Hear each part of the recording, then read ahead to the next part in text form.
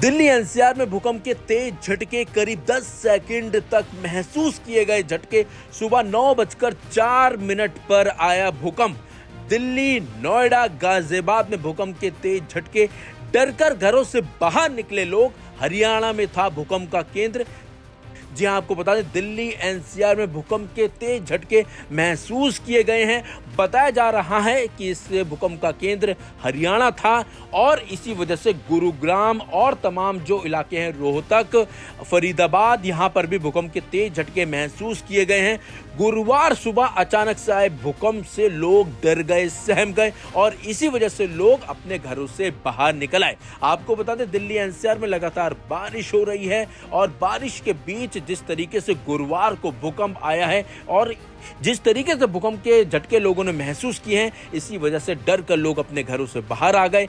ये टाइम ऐसा होता है कि लोग अपने घरों में सोकर उठ रहे होते हैं और लोग ऑफिस जा रहे हो। इसी बीच जिस तरीके से भूकंप आया है, लोग काफी डर गए, सहम गए और जिस तरीके से भूकंप के झटके महसूस किए गए थे, वो काफी तेज बताए जा रहे हैं। और आपको बता दें, इस भूकंप का केंद्र जो रहा है वो हरियाणा रहा है। दिल्ली एनसीआर में इसी वजह से तेज झटके महसूस किए गए हैं क्योंकि हरियाणा दिल्ली एनसीआर से अटैच है, पास में ही है और यही वजह मानी जा रही है कि दिल्ली एनसीआर में भूकंप के तेज झटके महसूस किए गए हैं। और इसी वजह से दिल्ली के अलावा नोएडा, गाजियाबाद, फरीदाबाद, गुरुग्राम, तमाम जगहों पर सुबह सुबह लोगों की जो नींद खुली है वो भूकंप के झटकों से खुली है। Aim right, achieve big. At KR Mangalam University, we provide you the platform to turn your dreams into reality. At KR Mangalam University. और लगातार आपको बताएं, दिल्ली एनसीआर में बारिश हो रही है और बारिश के बीच इस तरीके से जिस तरीके से भूकंप आया है, लोग काफी डरे और सहमे हुए हैं। चलिए अब आपको बताते हैं कि आखिरकार ये भूकंप आता क्यों है। तो आपको बता दें कि पृथ्वी के अंदर 7 प्लेटलेट्स हैं जो लगातार घूमती रहती हैं। जहां ये प्लेटलेट्स ज्यादा टकराती हैं वह जोन फॉल्ट लाइन कहलाता है। बार बार टकराने से प्लेटलेट्स के कोने मुड़ते हैं। जब ज्यादा दबाव बनता है तो प्लेटलेट्स टूटने लगती हैं। नीचे की ऊर्जा बाहर आने का रास्ता खोजती है और डिसबैलेंस के बाद भूकंप आता है। अब जानते हैं कि आखिर केंद्र और तीव्रता का मतलब क्या होता है, यानी जो भूकंप की स्पीड होती है उसका मतलब क्या होता है।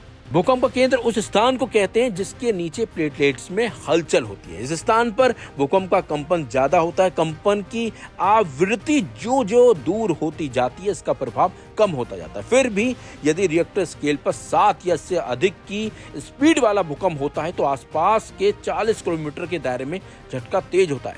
लेकिन यह इस बात पर भी निर्भर करता है कि भूकंपीय आवृत्ति ऊपर की तरफ है या दायरे में है। यदि कंपन की आवृत्ति ऊपर को होती है तो कम क्षेत्र प्रभावित होता है और यही वजह मानी जा रही है कि भूकंप की स्पीड जो कम थी, लेकिन जो ऊंची इमारतें हैं उसमें जो काम कर रहे थे लोग और जो रहते हैं, उनको भूकंप के झटके तेज महसूस किए गए हैं। फिलहाल अभी जान माल की कोई हानि की खबर नहीं है, लेकिन जिस तरीके से भूकंप सुबह सुबह आया, लोग डरे और सहमे हुए हैं। क्योंकि बारिश भी हो रही है, मौसम खराब है, इसकी वजह से भी हो सकता है। क्या मतलब कैसा लगा आपको? डर लगा था काफी, ऐसे गाड़ी हाली थी।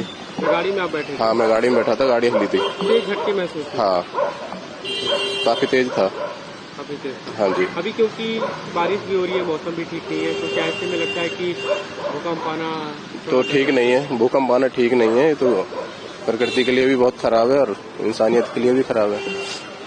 क्या कुछ सावधानी बरतनी चाहिए, आपको क्या लगता है? देखो, इसकी अचानक से पता लगती है, तो जो रोड पे है वो तो थोड़ा सेफ भी है और जो मकानों में, बिल्डिंगों में, उनके लिए तो अनसेफ है।